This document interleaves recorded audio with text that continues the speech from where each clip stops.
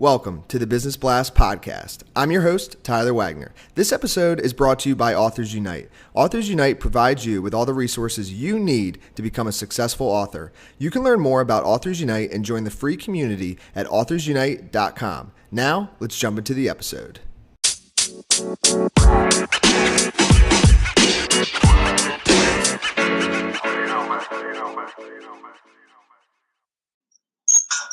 All right, everyone. Welcome back to another episode of the Business Blast podcast. I'm your host, Tyler Wagner. Today I have Mitzi Perdue with us. She is a professional public speaker on business. So welcome to the show, Mitzi. Oh, it's great to be with you. Great to have you on. We'll dive in. The first question I have for you, Mitzi, is what is the best story from your life that has an underlying valuable message? All right. I have a story that has a huge, great lesson or message, but it's something that my father told me, but I'm going to count it as my message because I got it from him.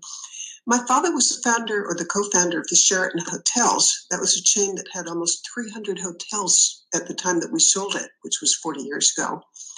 Well, I used to ask him, what is it that enabled you to grow a business with you and your roommate from college and your brother to one that at the time of that I was asking him, it had more than 100 hotels. How were you able to do this? And he said that at every level, it's the people who work with you that make you a success or not. And he said, and here's the story that I wanted to share. He said whenever he took over a new hotel, and we're talking during the Great Depression, so there were a lot of hotels that were in bankruptcy. Whenever he took over a new hotel, he would gather all the new employees together, or all the people who had worked for the formerly bankrupt hotel. And on the day that he took it over, there'd be in the great big ballroom, hundreds and hundreds of them. And he knew that they were a demoralized group of people because they were afraid that they were going to lose their jobs. But the first thing he'd tell them when he'd stand up in front of all of them would be he'd tell them, every one of you gets to keep your job. Because I know that the success of this hotel is going to be because you know the hotel better than anybody else. Nobody could do a better job at it. And I'm going to give you the tools to show me just how good you can be. And in 2 years, you'll see this is going to be the most popular hotel in your city. Well, the end result of that was that people were just so pleased. And Father said that people have a compulsion to live up to or down to your expectations. But that's not the end of the story. In the following days, if you've got a bankrupt hotel, you probably got to invest a lot of money in refurbishing it. But the first money that he ever spent on a hotel that he had taken over was on areas that the public would never see. It would be, for example, the employee dining rooms, the employee lockers, showers. And he did that, he said, to communicate to them that he knew how important they were. And I love that story because he caught on, generations ahead of his time, that the soft power of persuasion, of getting people to have a better vision of themselves is much more important than just telling people, shape up or you're fired. One can get maybe some compliance, but the other approach of believing in them gets lifelong commitment and engagement and loyalty. Yes, that is huge, and that is an amazing story. Thank you for sharing that with us. The next one I have for you is, what is the most valuable piece of information we should know that's within your expertise or industry? I guess, again, it's going to get back to loyalty. I just told a story about my late father, but my late husband, Frank Perdue, he was my hero from the entire time of our marriage because I just admired him so much. He would do so much to show the people who worked with him how important they were to him. And one of the things that we did, and I played a role in this, when we first married, and we'd just come back from our honeymoon, and we're talking 1988, we were walking along a beach in Newport, Rhode Island, and we have our sandals in our hands, and it's kind of a warm, fun time. But I look up to him and I say, Frank, I think we should entertain every single person who works for the company. Well, this took him aback, because at that time there were 16,000 people who worked for the company. And so he told me, no, that's impossible. That's way too many. And I told him, I think we should start in 6 weeks. And he said, no, that's way too soon. And then I told him, I think we should have them at 100 at a time. And he said, no, that's way too many. But as we talked and talked, with him saying no all along, and me just barreling ahead as if I didn't process the word no, he gradually began changing his attitude and sort of asking me how it could work. And in the end, he said, you know what? I like it. Let's do it. And I know what was going on in his mind, because I'm hoping that some of you have seen the Frank Perdue commercials, because he's very good at it. But in spite of those commercials, he was actually a very shy man. And the thought of having hundreds of people in his home every week, it was way, way, way beyond his comfort level. But on the other hand, for him, it was a way of signaling to people that they were important to him. And in the end, he liked the idea. And for our entire marriage, until illness prevented him from it, 3 times a month, we would have groups of 100 people. And Frank, at these dinners, and there'd be buffets, Frank would wait on the people who worked with him. And they could be the truckers, the sanitation people, the veterinarians, the secretaries, everybody. And they'd come in groups of 100. He would stand behind the buffet line and he'd wait on them. And then at the end of the evening, he'd stand up in front of everybody and he'd tell them that he knew that the entire success of the company was because of them, that the company would never be what it is today without them. And I loved that he would do this, because if you want employee engagement, show people that they're important to you. Show people that you care. You go the extra mile, and I think reciprocity plays a huge role in everything. You go the extra mile for them, they go the extra mile for you. Yes. And then the next one, it could tie in again, but what is your best piece of overall business advice? So not necessarily industry specific. Well, I can take an example from my late father, my late husband, and myself.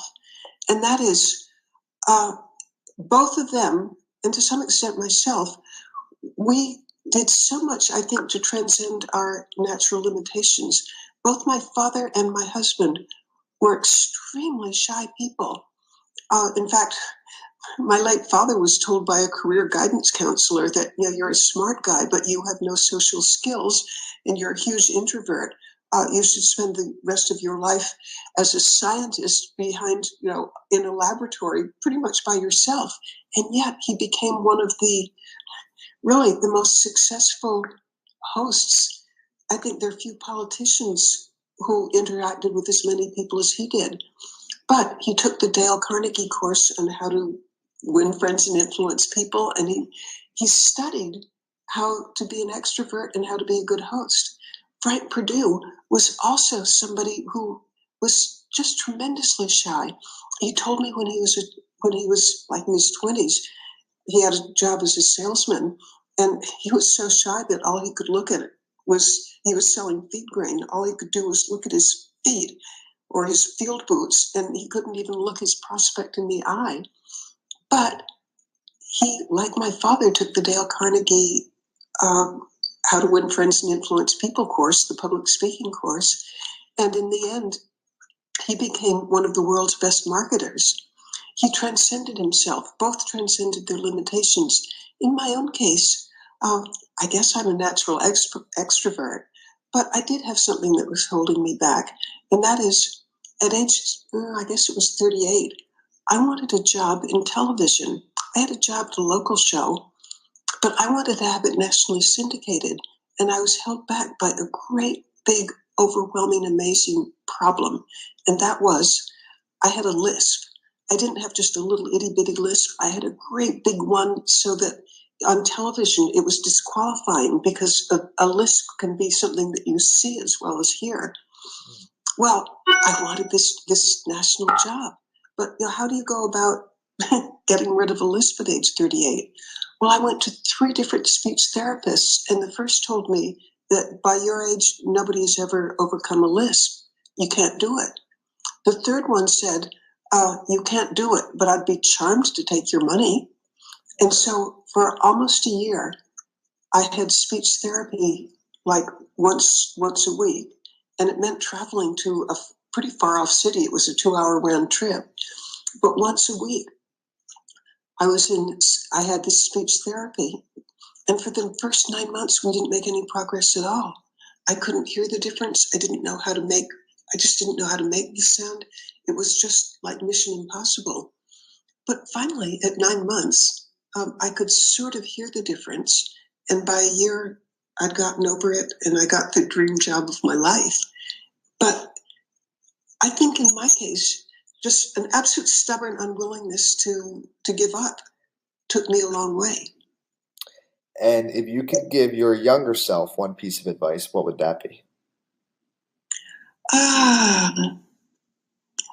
Okay, I'm not sure this applies to other people, but it's one that I think of applies to me.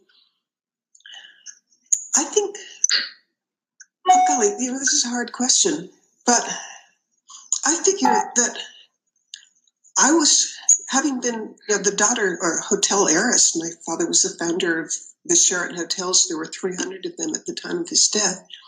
I had a great compulsion for the first 90% of my life to try completely to do it on my own. I wanted a career in writing and in television that wasn't one that Daddy had gotten for me, that I'd earned on my own. But looking back on it, I'm sorry that I took that approach. It was kind of an ego approach. Instead, I wish I had been more grateful to what my parents provided for me. And, it was as if they gave me some aces and I refused to play them. So I think that I'd advise people, if you've gotten some aces, if you've been lucky enough to have some, because maybe they gave you a great education or great advice, play those aces. Don't let a stubborn ego keep you in the way of being all you can be. And in your opinion, what is the key to happiness? To me, happiness is giving more than you take. My mother used to say that give me 1 second to deal with a phone call. Yeah, no worries. Why is it still ringing if I took it off the hook? Magic. Okay, something else to try. Okay, let's start over again on that answer. Yeah, of course. All right. My mother used to say, the givers of the world are happy, the takers of the world are miserable. And what she meant by takers are the people who exploit others, while the people who do things for others are happy. And I don't want to get too biblical, but I really think it's true that it's more blessed to give than to receive. That if you want to be happy, think what you can do for somebody else. If you want to be miserable, think what's owed to you. And what is the best book that you've read, and what was the number one thing you learned from that? Oh, golly, do I dare say this? I personally love a book that I wrote on Frank Perdue. His life was just so exciting that I think I learned more from writing it and reading it than many of the popular books that you might come across. Actually, it was fairly popular. It made number 5 on Amazon's business biographies, so I'm happy with it. But the big lesson that I got both from reading the book and from writing it was that success didn't drop in his lap. He was the kind of person who actually was an echo of what my father used to say. Both men would try against the odds, the kind of thing where somebody else would give up or say it's impossible, that go plugging on with just amazing persistence. And so I love my own book because I think it's just a huge example of the persistence and vision that it takes to be a success. And what is your favorite quote and why? Oh, let's see. I think I'm going to go right back to one that I've already said. My favorite quote is from my late mother. If you want to be happy, actually, my father shared it too. If you want to be happy, think what you can do for somebody else. If you want to be miserable, think what's owed to you. I love it. Thank you so much, Mitzi. This was an awesome interview. The last question that I have for you before we let you go is, where's the best place for people to connect or find you online? Go to MitziPerdue.com. And Perdue is spelled Perdue, like chicken, not like the university. So MitziPerdue.com. And I'd love to have people visit my website. Oh, and gosh, if you're of a mind, please leave me a note. I'd love to know how you liked this. I'd love feedback. Perfect. Thank you again, Mitzi. We really appreciate it. My pleasure. The podcast you just heard was published with Anchor. Got something you want to say to the creator of this show? Send them a voice message using the Anchor app, free for iOS and Android.